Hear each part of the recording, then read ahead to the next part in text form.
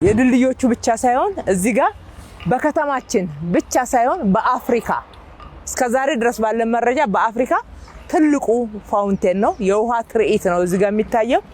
ሰዎች እዚህ ጋር ለመጎብኘት በሚመጡበት ወቅት በመቀመጫ አለ፣ እዚህ አካባቢ ቀረብ ብለው ቁጭ ብለው የሚያዩበት አለ። ሆቴሉም ከፍ ተደርጎ እንዲገነባ በክቡር ጠቅላይ ሚኒስትራችን በኩል ሐሳብ መንጭሶ እየተሰራበት ነው ያለው። በአካባቢው ላይ ቪው ዴኮች አሉ ቁጭ ተብሎ የሚመለከቱበት።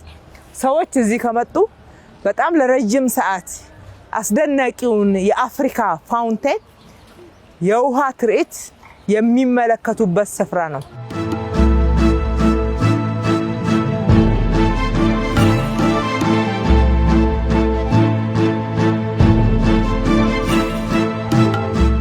ፋውንቴኑን አሁን በፀሐይ ስንመለከተው ይሄን ነው የሚመስለው።